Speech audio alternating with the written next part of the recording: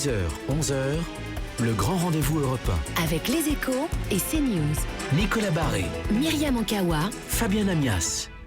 Bonjour, bienvenue dans ce grand rendez-vous que nous allons passer ensemble. Jean-Christophe Lagarde, bonjour. Bonjour Monsieur Amias. Vous êtes le président de l'UDI. Vous avez retiré en fin de semaine votre soutien à François Fillon et nous allons revenir longuement ensemble avec Myriam Ankawa de CNews et Nicolas Barré des Échos sur cette situation politique inédite. Alors Jean-Christophe Lagarde, Pénélope Fillon s'exprime ce matin pour la première fois dans les colonnes du JDD. Elle appelle son mari à aller jusqu'au bout.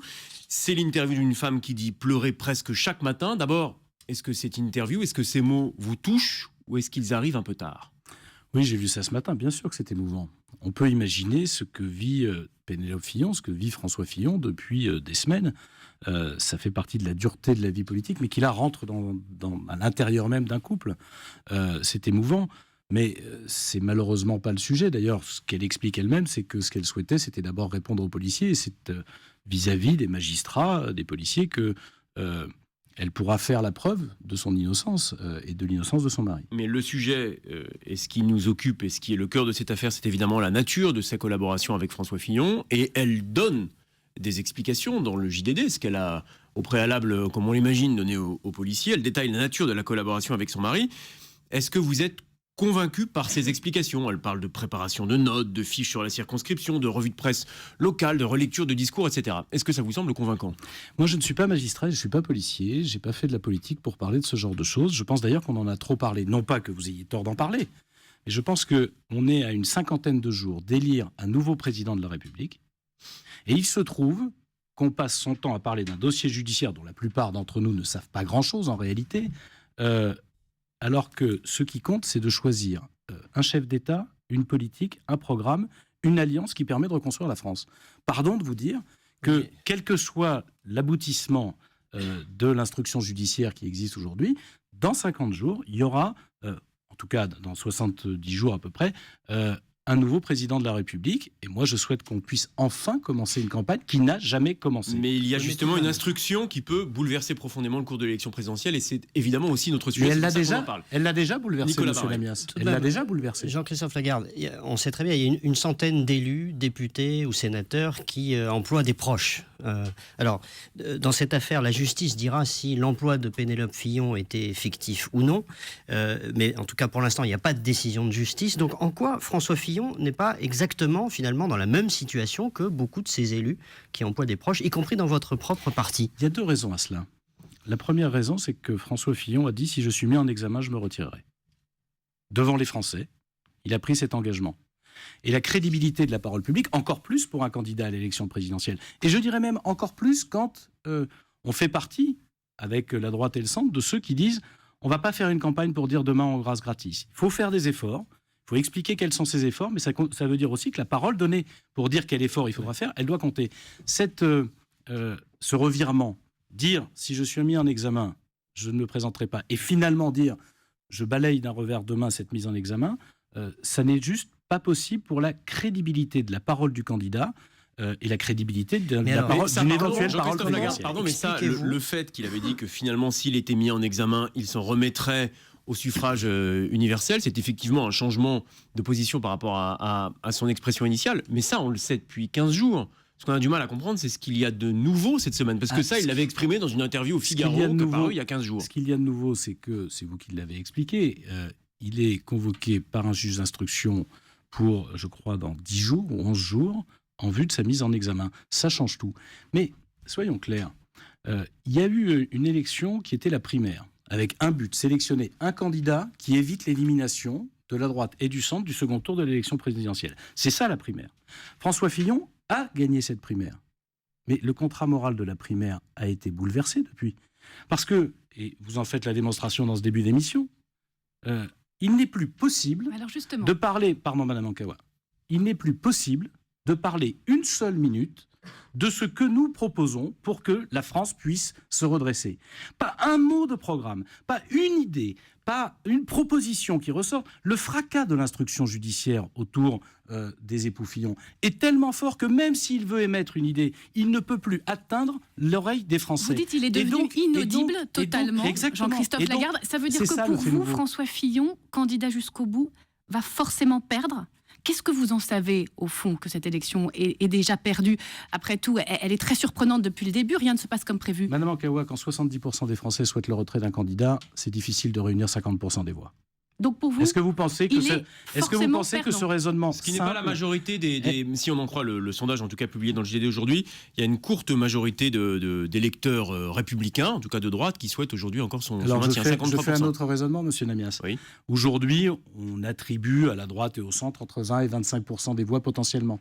Quand vous avez la moitié des gens de ces 25% qui ne veulent pas avoir ce candidat, vous pensez franchement que vous avez des chances de gagner? Donc c'est l'échec assuré pour vous, François Fillon, c'est ça? Il ne faut pas continuer à rêver. Oui, c'est un échec assuré. Et le contrat de la primaire, c'était justement l'inverse. Mais pire que ça, il y a, je le crois, une majorité de Français qui souhaitent une alternance. Et ces Français-là sont aujourd'hui dans la désespérance parce qu'ils voient bien que ce n'est plus possible, qu'on ne peut même plus faire campagne. Les adversaires, nos adversaires le disent, mais toutes celles et tous ceux chez les Républicains qui, ces derniers jours, tirent les conclusions du revirement de François Fillon, constatent aussi qu'il n'est pas possible de faire campagne. Et je trouve ça grave, évidemment, pour l'alternance. Mais je trouve ça grave pour l'élection présidentielle parce que, je le répète, nous allons choisir de toute façon, quoi qu'il arrive, un président de la République. Et il ne faudrait pas que ce soit par défaut. Il ne faudrait pas que ce soit parce qu'on n'a pas eu de débat, parce qu'on n'a pas cherché à savoir comment redresser les comptes publics, comment on faisait en sorte de réduire le chômage, de reconstruire une école républicaine, parce qu'au moment où vous avez des dangers terribles qui pèsent sur notre pays et sur notre continent, je pense à M. Trump qui veut démolir l'Europe, je pense à M. Poutine qui s'immisce de plus en plus dans nos affaires, je pense à Daesh qui nous fait la guerre, on va y je venir, pense au Brexit. On reste et de tout ça, sur l'affaire qui nous occupe autour de François Fillon. Pardon, M. Namias, vous en faites, et je ne vous en veux pas, la démonstration. De tout ça, on ne peut plus parler. On doit uniquement parler d'une instruction judiciaire dont aucun Français n'a vu le premier acte de procédure, dont personne ne sait ce qu'elle donnera à la sortie. Moi, je veux qu'on puisse enfin parler de la France, et ça nécessite un changement de candidat, à la fois pour tous ceux qui souhaitent gagner dans une alternance, et puis tout simplement pour ceux qui souhaitent que au moins les Français aient choisi un président de la République en connaissance de cause. Vous parliez de cette enquête judiciaire, mais justement, comment est-ce que vous expliquez que la justice n'enquête pas sur tous les autres cas de députés ou de sénateurs qui ont embauché des proches? Mais je ne l'explique pas. Je ne suis pas... Vous savez, je pense que la justice, elle doit Vous le regrettez ? Commenter en permanence.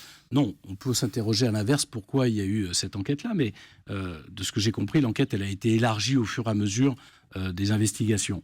D'ailleurs, tout le monde sait une chose. Mais là, elle porte uniquement sur François Fillon. Attendez, moi, je vais vous dire une chose. Je comprends parfaitement ce que subit humainement depuis des semaines François Fillon. Je trouve même impressionnant sa capacité à résister aux coups. Je suis respectueux de la présomption d'innocence. Je veux même croire en son innocence. Mais ce n'est plus le sujet. C'est le sujet des magistrats, le sujet des Français, le sujet du responsable politique que je suis, qui a en charge la responsabilité du centre et du centre droit.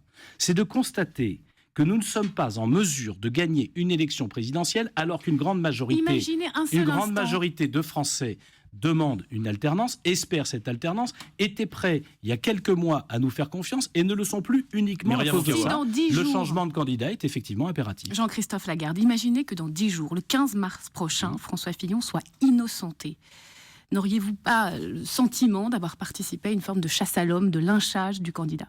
Pardon, madame, mais il ne peut pas être innocenté dans 10 jours, dans 15 jours. S'il n'était pas effectivement mis en examen, mais simplement témoin assisté. Il ne peut pas être innocenté dans 10 jours, dans 15 jours, puisque la procédure judiciaire... Il est convoqué. Et c'est là qu'est tout le problème. Mais s'il était simplement témoin assisté, c'est une option, ça reste une option. Et c'est là qu'est tout le problème, si vous voulez écouter ma réponse, éventuellement. Je vous écoute. C'est là qu'est tout le problème.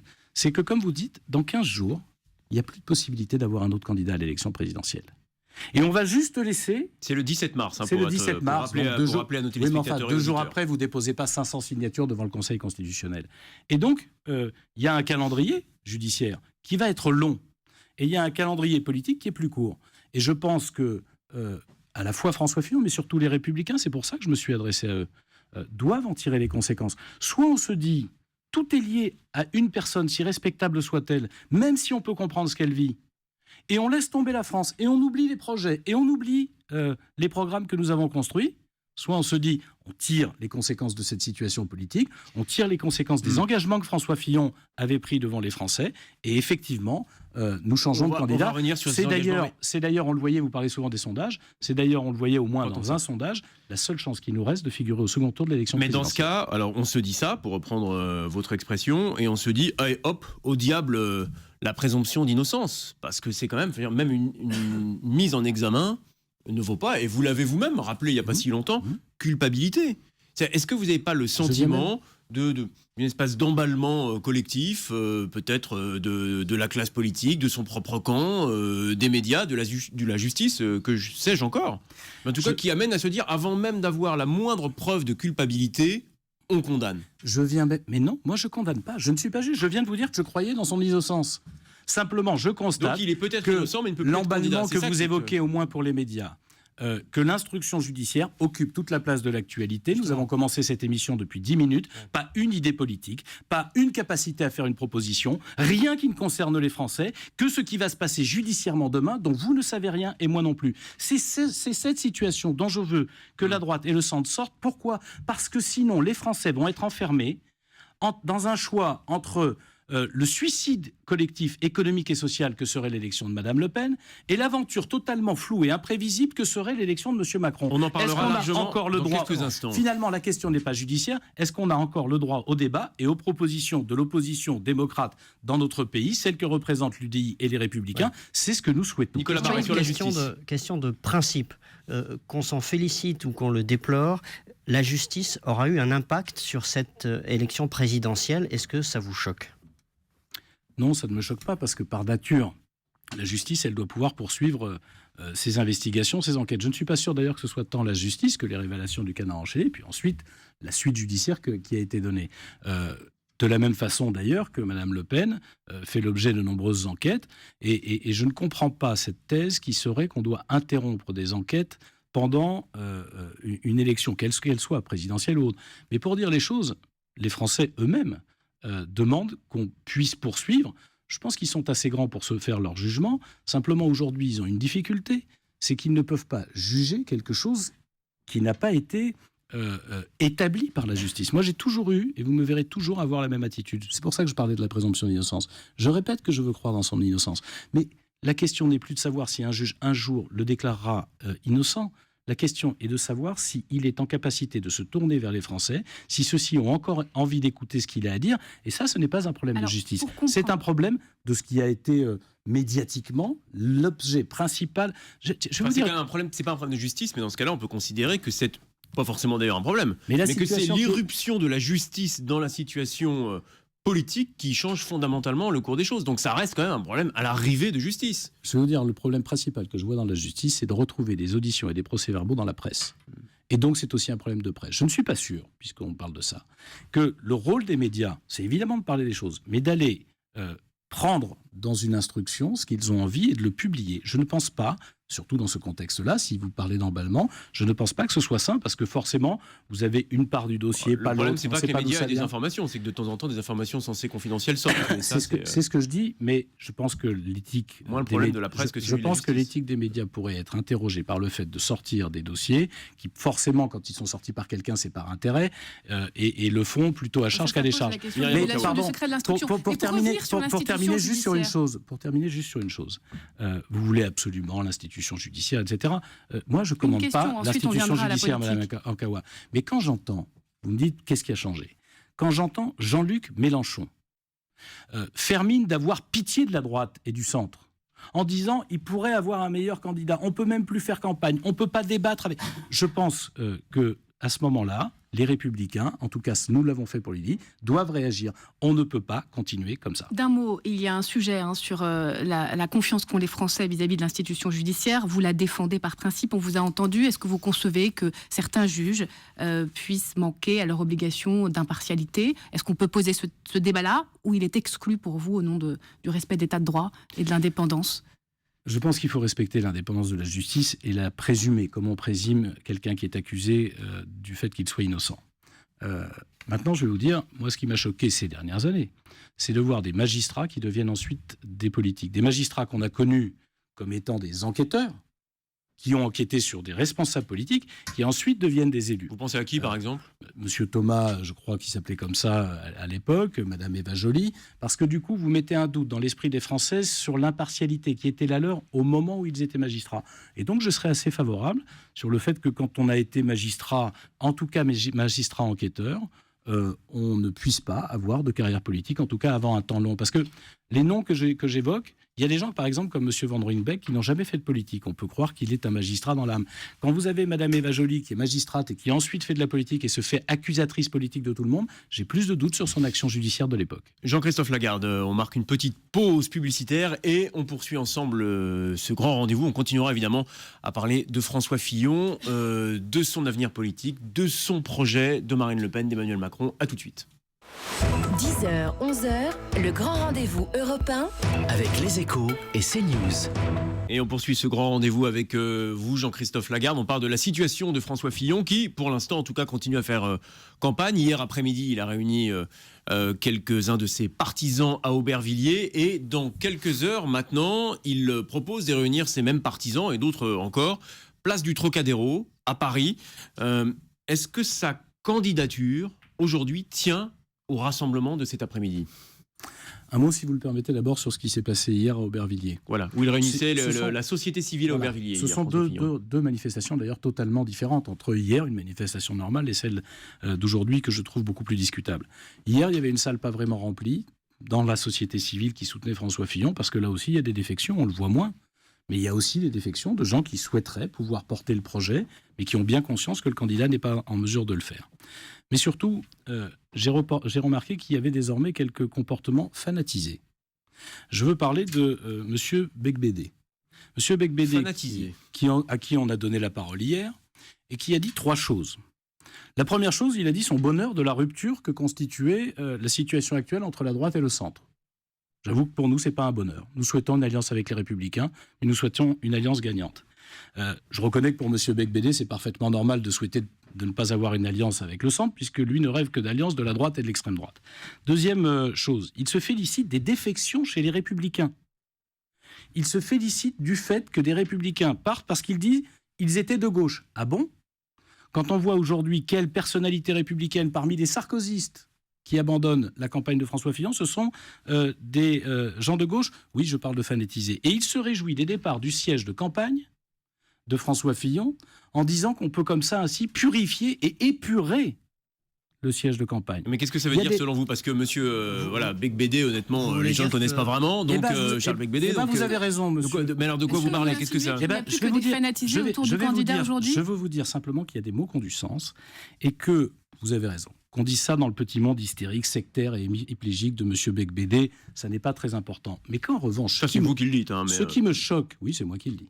Ce qui me choque, c'est que parmi les responsables politiques de la campagne de François Fillon qui était là hier, il n'y en a pas un pour contester ça, il n'y en a pas un pour remettre en place. M. Retailleau, qui est le coordinateur de la campagne de François Fillon, il dirige bien la région des Pays de Loire. Il est président de la région des Pays de Loire, grâce et avec les élus centristes. Lui aussi partage le fait qu'il faut que les centristes s'en aillent et ne soient plus là à côté de lui. J'aimerais quand même les entendre parce qu'il y a là une dérive dont il me semble qu'il faudrait qu'elle cesse. C'est en cela que je parle de comportement fanatisé. Mais une dérive vers quoi? Vers la droite de la droite, c'est ce que vous dénoncez ce matin. M. Becbédé, tout le monde sait qu'il veut une alliance avec l'extrême droite, c'est incompatible avec le centre. Lui, on s'en fiche. Mais que les responsables de la campagne de François Fillon ne remettent pas les points sur les i et laissent devenir la droite ceci, moi je pense que c'est dérive. Et que la droite et le centre, ça ne peut pas devenir. On va en revenir simplement à la question que je posais, s'il vous plaît. Le Trocadéro. Il y a une réunion cet après-midi, un rassemblement cet après-midi au Trocadéro. Encore une fois, est-ce que, c'est ce que je vous demandais, est-ce que sa candidature tient à ce rassemblement? Qu'est-ce qu'on peut attendre de ce rassemblement? Et pourquoi est-ce que vous n'y serez pas, ça on l'a bien compris, pourquoi est-ce que vous en dénoncez la tenue? Moi, je vais commencer d'abord pourquoi j'y serai pas et pourquoi nous n'y serons pas. La première des choses, c'est qu'on a vu que la première intention, c'était de manifester contre la justice et la presse. Je dis ce que j'en pense, la justice et la presse sont critiquables et peuvent être critiquées dans le débat démocratique. Mais on ne critique pas ou on ne combat pas la justice et la presse qui sont des contre-pouvoirs. On ne les combat pas avec la rue et dans la rue.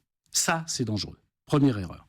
Deuxième chose, on ne peut pas, une semaine, dénoncer le climat de quasi-guerre civile qui existe dans notre pays et l'alimenter en organisant ce type de manifestation. Troisième chose, je pense que c'est une erreur de confier cette manifestation à la partie, à la fraction la plus droitière de la droite, parce que cette fraction, elle est très bien organisée. C'est-à-dire pour bien nommer les choses et les gens. Sens commun, la manif pour tous, on sait qu'ils savent faire des manifestations, ils sont très bien organisés, mais ils sont minoritaires. Alors vous vous demandez si c'est très important qu'ils seront nombreux. Ça a un intérêt, mais très franchement, je ne crois pas que ce soit l'essentiel. Quelle est la question ? Est-ce qu'il y aura 20 000, 50 000, 100 000 ou 200 000 personnes à la manifestation ? Mais est-ce qu'il y a 20 000, 50, 100 000 ou 200 000 personnes pour soutenir François Fillon dans le pays aujourd'hui ? Oui, les sondages nous le disent. Ça veut dire que quel que soit le nombre de partisans réunis cet après-midi, place du Trocadéro, ça, pour vous, ça ne signifie rien, même s'il y a foule pour venir écouter et pour venir soutenir François Fillon, ça ne change absolument rien à la donne de sa candidature. Même s'il y a 200 000 personnes cet après-midi au Trocadéro, pardon de vous le dire, pour gagner une élection présidentielle, il faut rassembler 20 millions de personnes. Et donc, ce n'est pas du tout le vrai sujet qui est là. Et si tout le monde se dit, s'il y a du monde, ça change tout, moi, je vais vous dire, ça ne change rien, parce que la question aujourd'hui, c'est la capacité de rassemblement du candidat et pas la capacité à organiser des meetings. J'en ai connu des campagnes où, parce qu'il y avait beaucoup de monde dans les meetings, on disait, ça y est, on va gagner, on se réchauffe. D'ailleurs, en 2012, Nicolas Sarkozy a fait un meeting beaucoup plus impressionnant à la Concorde. Il en a fait un au Trocadéro. On a perdu l'élection. Vous croyez que simplement rassembler du monde au Trocadéro, ça fait gagner une élection ? Moi, je ne veux pas perdre cette élection et livrer les Français à l'aventure de M. Macron ou au désastre de Mme Le Pen. Anne Hidalgo, la maire de Paris, a qualifié ce rassemblement d'acte grave, de faillite morale et politique. Au fond, vous êtes entièrement d'accord avec la maire de Paris ? Je n'emploierai pas ces mots-là, et puis Mme Hidalgo est dans son rôle d'opposante. D'ailleurs, elle instrumentalise un peu son mandat de maire de Paris en la matière. Mais je pense que c'est une faute. Oui, c'est une faute. Mais elle est légitime, on ne manifeste quand même, pas. Cette manifestation, on ne manifeste elle est pas. illégitime. Si ça avait été présenté comme un meeting, vous voyez, rien que ça. Je voyais une affiche à quelques mètres d'Europe 1. Un meeting, une réunion publique, c'est un discours d'un candidat. Manifestation populaire pour M. Fillon. Ça veut dire, en réalité, on l'a vu dès le départ, qu'on cherche à manifester contre les institutions qui... Est-ce que ça marque un tournant dans la campagne de François Fillon ? Quand il manifeste contre l'école libre, en quoi est-ce que ça se différencie de... C'est un type de rassemblement, somme toute, finalement, il n'y en a pas eu tant que ça, mais qui est dans la culture de la droite républicaine de la Ve République. Il y en a eu d'autres. Vous êtes un journaliste sérieux. J'essaie de l'être. Manifester pour De Gaulle. Manifester contre le projet... qui voulait supprimer l'école libre à l'époque de M. Mitterrand. Manifester contre le mariage pour tous. Oui, c'est un débat. Manifester contre la justice et contre la presse, vous cautionnez ça, vous ? Moi, pas. Pour vous, c'est un tournant dans la campagne populiste de François Fillon ? Est-ce qu'il y a une forme de populisme ? C'est évidemment une dérive, parce qu'on ne joue pas avec la rue contre des institutions qu'on doit respecter. Et plus encore, quand on demande à être chef de l'État, pardon de vous le dire, ça veut dire que si demain... François Fillon était président de la République, la première de ses missions, c'est de garantir l'indépendance et le respect de la justice et de garantir la liberté de la presse. Est-ce que vous pouvez le faire quand vous manifestez contre ? Jean-Christophe Lagarde, nous sommes là en ce moment au cœur d'un week-end de tractation, si on a bien compris, qui va déboucher notamment demain en fin de journée sur un comité politique du Parti des Républicains. L'objet de ce comité est-il tout simplement de débrancher François Fillon de sa candidature à l'élection présidentielle ? Écoutez, j'imagine que si le comité politique des Républicains se réunit, c'est pour prendre des décisions. Je ne suis pas sûr qu'il puisse débrancher. Il faut respecter ce que vit M. Fillon. Il faut aussi, je pense, lui faire comprendre que, à son corps défendant, il est devenu un danger pour l'alternance et que la France a besoin d'alternance. Et donc on a besoin, pour le compte, de changer de candidat. C'est même pas un jugement sur lui. Le jugement sur lui, ce sont les magistrats qui le feront. C'est simplement le fait que si nous construisons une alliance, c'est pour gagner, c'est pas pour se condamner à la défaite. Je ne le répéterai jamais assez. C'est ce que nous avons voulu dire cette semaine aux Républicains, en disant nous avons ensemble bâti un programme législatif qui a été changé depuis la primaire, mais qui permet, pour le compte, de redresser la France, qui permettrait d'expliquer aux Français quels efforts sont nécessaires, comment on les répartit pour que notre pays redémarre et qu'il ne soit pas le seul pays en Europe qui reste en panne quand tous les autres ont redémarré. Là est la clé de l'élection présidentielle. Elle devrait servir à ça. Alors justement, est-ce que vous donnez à vos alliés, les Républicains, une sorte d'ultimatum pour qu'ils choisissent un nouveau candidat d'ici demain soir ? Il n'y a pas d'ultimatum en termes de délai, mais vous savez, le temps est très court. Voilà, avant le 17 mars, il reste 11 jours, donc il faut avancer. C'est ce que je dis, si vous le voulez temps est avancer. très court. Et je pense que chacun doit prendre ses responsabilités politiques. Vous écrivez vous-même, vous l'expliquez sur vos antennes, que beaucoup de gens qui, jusqu'à présent, faisaient la campagne de François Fillon, à l'intérieur des Républicains, se posent la question, les principaux responsables politiques, aujourd'hui, de la famille des Républicains, se posent cette question. Donc oui, j'imagine qu'il y a des discussions entre eux. Et je crois qu'il ne faut pas humilier... Vous imaginez ou vous êtes au courant qu'il y a des discussions entre eux? J'imagine. Nous, on n'imagine pas que vous ne soyez pas un peu plus associés à ces discussions. Est-ce que vous imaginez que je suis le principal confident des Républicains? Je ne suis pas sûr. Bon, vous lui avez Que je parlé à puisse François échanger Fillon avec cette les uns et semaine. les autres pour leur dire que nous sommes là, nous, dans la perspective, comme on l'a fait pour les départementales, les régionales, les municipales, de la construction d'une alliance qui permette aussi une alternance nationale. Qu'on respectera évidemment le programme que nous avons bâti ensemble ces dernières semaines, qu'on était sur le point de publier cette On semaine. va y venir à l'accord, mais vous lui avez parlé. Qu'on respectera ça à la condition que ce programme puisse avoir une chance d'être appliqué, c'est-à-dire de gagner les élections. C'est simple, ça. On a envie de vous entendre sur les conversations et l'aspect personnel. Vous l'avez eu en ligne cette semaine, François Fillon. Est-ce qu'on peut lui parler? Est-ce qu'il fait preuve d'écoute? Comment est-il? Dans quel état d'esprit? Oui, on peut lui parler. Je crois qu'il est capable de faire preuve d'écoute. Moi, je l'ai eu mercredi matin avant qu'il fasse sa déclaration au téléphone, en lui expliquant que la nouvelle donne judiciaire, la convocation, la perspective de la mise en examen, donc du reniement de sa parole, à la fois rendrait impossible d'être entendu par les Français et puisqu'il ne peut plus être entendu par les Français, nécessiter qu'il se Et retire. qu'est-ce qu'il répond? Est-ce qu'il est Comme sensible vous à le cette voyez, il ne m'a argumentation? pas écouté. Je n'ai pas l'habitude de raconter mes conversations téléphoniques privées au téléphone. Je vous ai dit ce que moi je disais. Je n'ai pas à vous dire ce que lui me répond. Sinon, je ne vois pas avec qui je pourrais encore discuter. Mais depuis cette conversation, est-ce que vous avez le sentiment qu'il a évolué dans sa tête sur l'idée de peut-être passer la main? Depuis cette conversation, j'ai surtout le sentiment que la plupart des gens qui faisaient campagne autour de lui, et parmi les plus proches de lui, sont partis parce qu'ils tirent les mêmes conclusions que moi.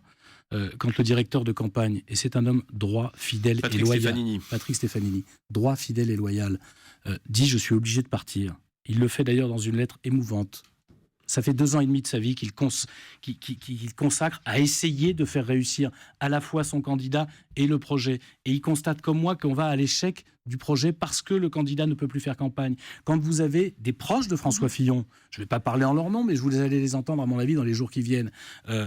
Je lisais dans les colonnes ce matin que c'est Gérard Larcher, le président du Sénat, un des principaux soutiens de François Fillon, et Bernard Accoyer, le secrétaire général des Républicains, que François Fillon a nommé lui-même, qui convoque cette réunion pour essayer justement de trouver une solution, eux-mêmes une porte de se sortie. désolidarisent de François Fillon, d'après vos informations, En d'après tout ce que cas, vous savez, Gérard Larcher et Bernard Accoyer aujourd'hui ne soutiennent plus François Fillon. En tout cas, moi, je me réjouis que Gérard Larcher ne soit pas à la manifestation d'aujourd'hui au Trocadéro. Il est numéro 2 de l'État et il ne peut pas participer à ce type de manifestation. Et de la même façon que mon homologue, en l'occurrence Bernard Accoyer, qui est le responsable des Républicains, avec qui nous pourrions travailler et aboutir à une candidature qui permette de porter enfin notre projet commun. Bon, mais alors justement, on voudrait Français. comprendre comment ça se passe, Myriam. Qu'est-ce qui va se passer? Parce que c'est ça que les Français veulent savoir. Au fond, pour l'instant, François Fillon ne lâche pas.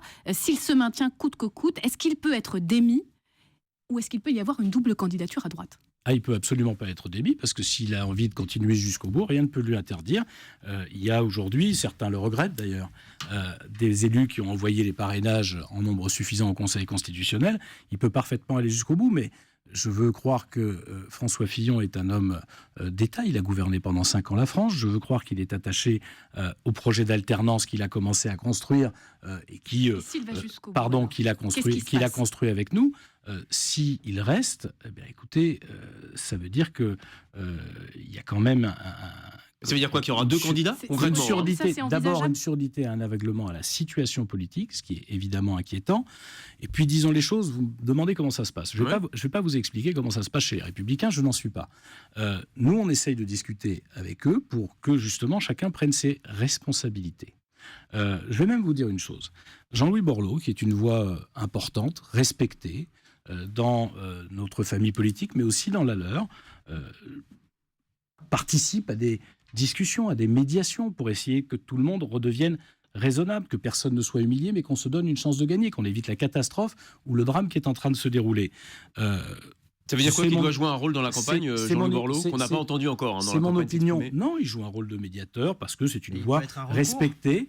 je vous dis ce que je pense, moi, à titre personnel, je n'ai pas consulté mes amis de l'UDI, mais si on devait rester dans cette situation de blocage, si les Républicains ne trouvaient pas de solution, moi, je demanderais à Jean-Louis Borloo de venir nous aider à sortir de cette situation, y compris en étant candidat. Alors, vous êtes donc aujourd'hui, s'il n'y a pas de solution qui se dégage, Jean-Louis Borloo doit être, pour vous, le président de l'UDI. Et donc, je lui demanderai, et je vais vous dire pourquoi, parce que, d'abord, je pense que le candidat le plus légitime à remplacer François Fillon s'appelle Alain Juppé. Pourquoi ? Pas parce qu'on l'a soutenu à la primaire, c'est parce qu'il est arrivé numéro 2 de la primaire. Aux Jeux Olympiques, quand la médaille d'or est disqualifiée, qu'elle s'est dopée, il se trouve que c'est la médaille d'argent qui porte le titre de champion. C'est ce que je trouve le plus logique. Mais vous me posez la question, si les Républicains ne trouvent pas une solution. Je termine. Jean-Louis Borloo, parce qu'il était retiré. Excusez-moi, je termine juste ma réponse. Vous me dites, si les Républicains ne trouvent pas de solution, à ce moment-là, notre famille politique ne peut pas soutenir un candidat qui condamne notre alliance à l'échec. Et dans ces cas-là, je pense qu'il serait souhaitable que Jean-Louis puisse effectivement ne plus seulement être médiateur, mais acteur. Mais pour bien comprendre, vous appelez Jean-Louis Borloo, si François Fillon se maintient, ce n'est pas un candidat de substitution possible au retrait de François Fillon. Ce serait un deuxième candidat du centre. Ce serait aux Républicains d'en juger. Le plus légitime, disons-le clairement, je le répète, c'est Alain Juppé, c'est lui qui est arrivé second de la primaire. Et d'ailleurs, il me semble que beaucoup de gens qui ne votaient pas, qui ne soutenaient pas Alain Juppé il y a encore quelques semaines, se tournent aujourd'hui vers Alain Juppé. Quand j'entends M. Huyghe, par exemple, qui a soutenu Nicolas Sarkozy, dire qu'il souhaite la candidature d'Alain Juppé, quand je vois des élus qui ne soutenaient pas Alain Juppé envoyer le parrainage à Alain Juppé, je me dis que c'est sans doute le plus légitime, c'est ce qui serait... Vous demandez à vos troupes et à vos élus de parrainer Alain Juppé aujourd'hui ? D'envoyer les parrainages ? Nous en débattrons ensemble puisque nous avons un bureau exécutif mardi soir de l'UDI. Mais encore une fois, le temps presse et accélère. Oui, enfin vous savez, la Poste fonctionne pas toujours très bien dans notre pays, mais suffisamment bien pour qu'en une semaine on puisse faire ce qu'il faut. Les informations peuvent arriver plus rapidement que par la Poste. Oui, sauf qu'au Conseil constitutionnel, elles n'arrivent pas par les ondes, elles arrivent par la Poste. Nicolas Lagarde, si Alain Juppé devait remplacer François Fillon comme candidat, est-ce qu'il doit reprendre le programme de François Fillon, qui après tout a été approuvé lors de la primaire? Est-ce qu'il doit reprendre plutôt ce programme avec, par exemple, la suppression des 500 000 postes de fonctionnaires, etc. Monsieur Barré, est-ce qu'il vous a échappé que le programme de François Fillon de la primaire n'est plus le programme de François Fillon d'aujourd'hui ? À quelques nuances, sur la réduction du nombre de fonctionnaires que vient d'évoquer Je suis ravi de vous entendre, Madame Ankawa. Quand vous dites qu'il a été enrichi, ça tombe bien, il a été en grande partie par nous. Fondamentalement, c'est le même programme. Il a été... il faudrait savoir, parce que vous lui reprochiez il y a quelques semaines d'avoir tout changé ou d'avoir changé sur la sécurité sociale. Il a modifié sur l'assurance maladie, mais il garde les 500 000 fonctionnaires. En réalité, la situation est très simple. Il y a encore quelques jours, le week-end dernier d'ailleurs, nous étions en train de travailler sur ce programme et de conclure ce programme. Il est écrit aujourd'hui le programme qui est commun à l'UDI et aux Républicains. Si Alain Juppé vient à remplacer François Fillon, il reprend le programme qui a été conçu par l'UDI et les Républicains. C'est d'une simplicité biblique.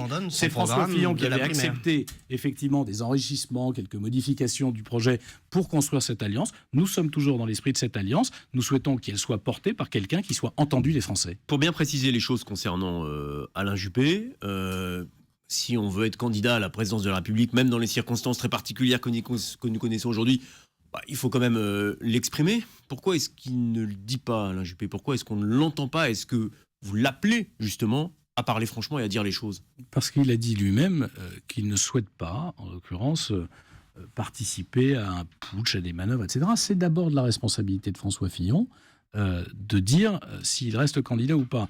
Mais c'est de la responsabilité, de mon point de vue, des Républicains de parvenir à la fois à le convaincre et à trouver la solution de sortie, y compris pour François Fillon. François Fillon, il se dit, si je ne suis pas candidat et qu'il y a une bagarre derrière moi entre différents candidats, c'est pas bon.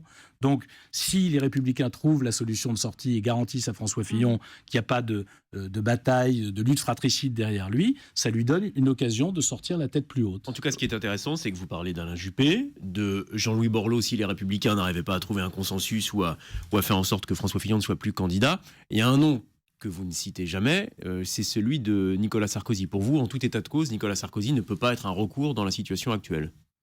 Je pense qu'il a un rôle à jouer dans la réduction de la fracture de sa famille politique. Mais est-ce que vous imaginez, Je pense qu'il fait partie des gens qui doivent dialoguer ensemble pour trouver la solution.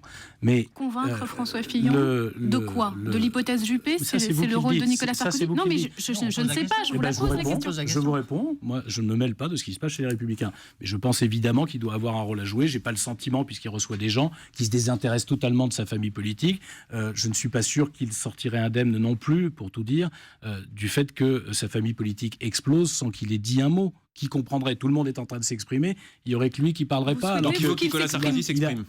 C'est vous. Je dis. Non, est-ce que vous essayez de comprendre ce que vous venez de dire? Non, vous ne réinterprétez pas ce que je dis. Je dis que personne. Dites-le-nous. Redites-le-nous clairement. Voilà. Je pensais avoir été clair, je vais essayer d'être un peu plus. Je dis que personne, y compris dans sa famille politique, j'imagine, ne comprendrait qu'alors que les Républicains sont en train d'exploser, il y a un candidat à la présidentielle et la majorité des élus de cette famille politique et les plus importants d'entre eux ne le soutiennent pas, ne le soutiennent plus ou s'apprêtent à ne plus le soutenir. Je pense que personne ne comprendrait que Nicolas Sarkozy ne s'y intéresse pas, alors qu'on sait que par ailleurs, il reçoit un certain nombre de gens. Je crois d'ailleurs Gérard Larcher et Bernard Accoyer il y a 2 jours. Bon, mais c'est pas mon sujet, c'est le leur.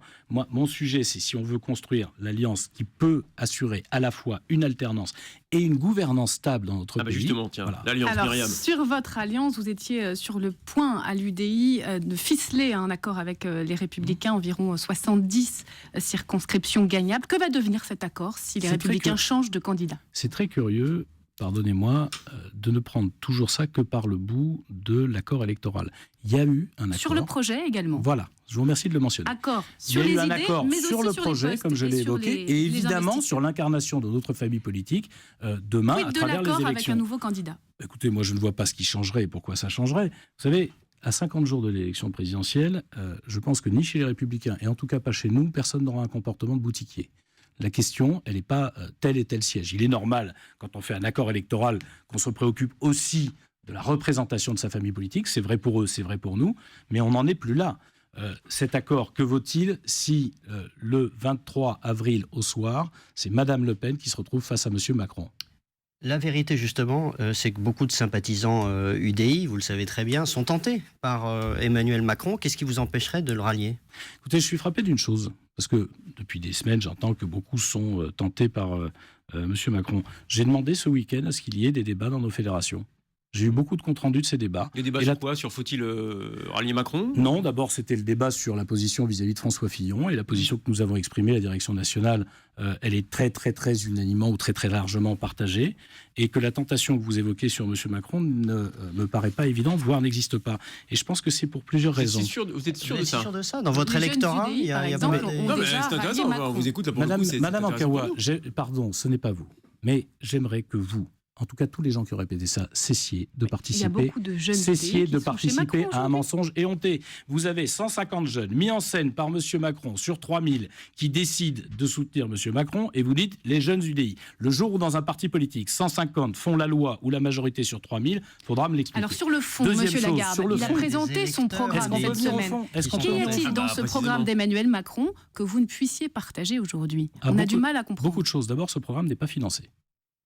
Excusez-moi, mais d'abord, il parle de 60 milliards d'économies. Ce n'est pas 60 milliards d'économies, c'est 60 milliards de moins de dérive des dépenses que ce qu'on ferait naturellement.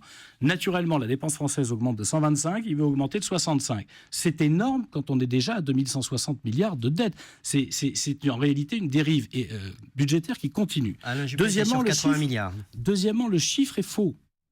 Parce qu'au-delà de ces 60 milliards, ensuite il dit on va supprimer la taxe d'habitation. Donc il y a 10 milliards à redonner aux communes.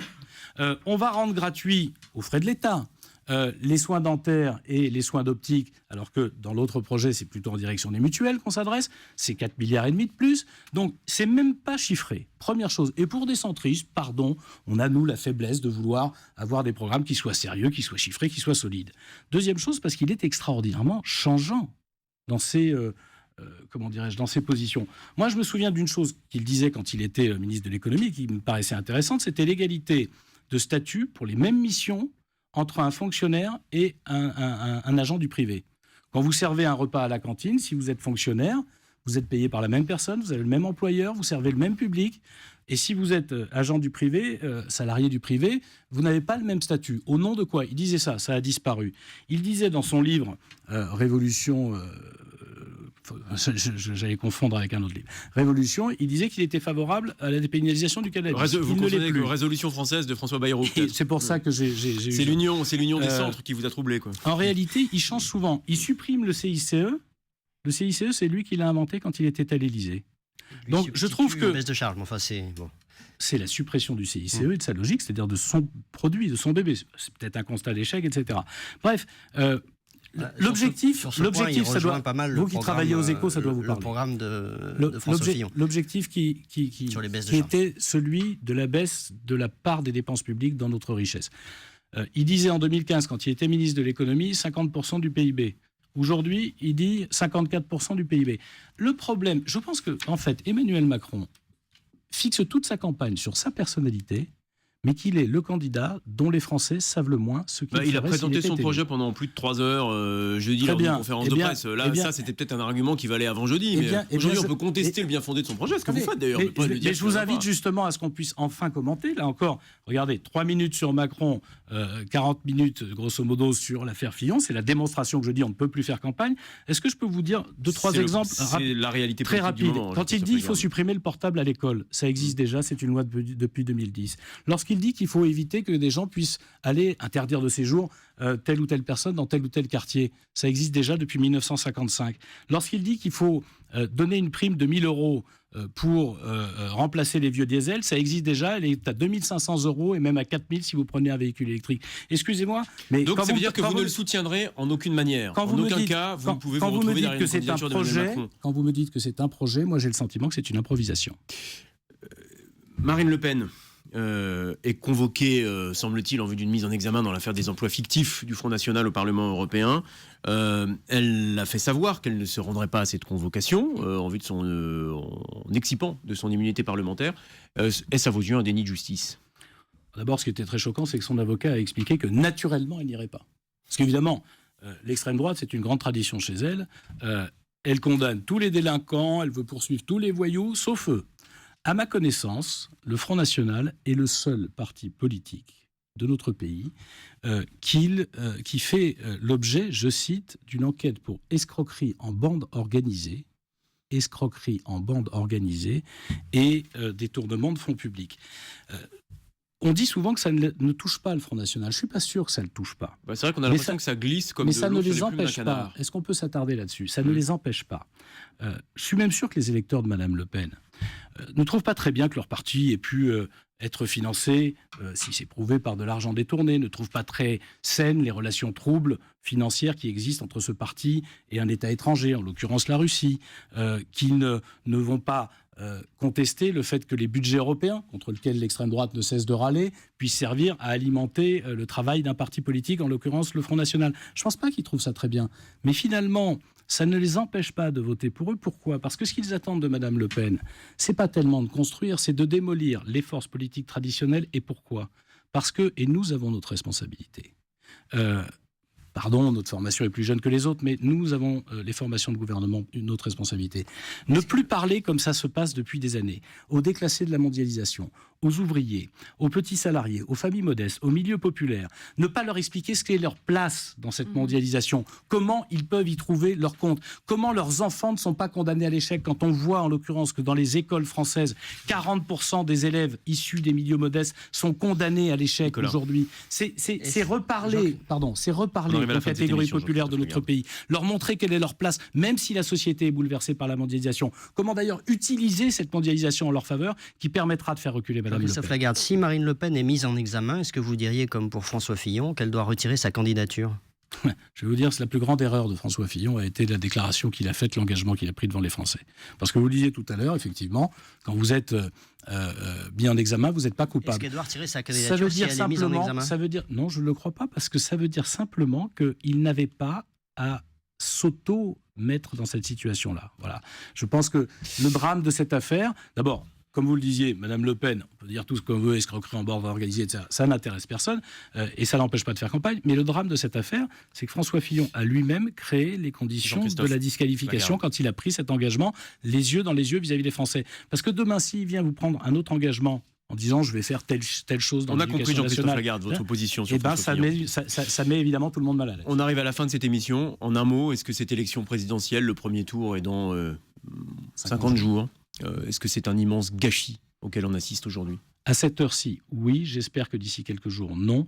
L'immense gâchis, c'est que vous savez, l'élection présidentielle, c'est le moment, en général, de juger un bilan. M. Macron veut éviter le bilan de M. Hollande, mais enfin, quand même, de juger un bilan. Mais surtout de dessiner un espoir, de savoir comment on repart. Et pour l'instant, on n'a jamais pu parler de ça. Je vous remercie de votre invitation. Mais très franchement, si dans les prochains débats, dans les prochains jours, il y a possibilité, parce qu'on n'a plus ce problème avec l'inaudibilité du candidat, on peut enfin parler projet, je suis sûr qu'on peut gagner. Parce qu'entre le flou de l'un et les excès de l'autre, nous, on a construit un projet qui permet de redresser la France. Faudrait-il encore qu'on soit en capacité de le faire entendre en français? Merci Jean-Christophe Lagarde et à très vite alors Merci pour parler à vous. projet. Et merci Fabien Amias. Donc on vous retrouve dès lundi 8h15 pour l'interview politique.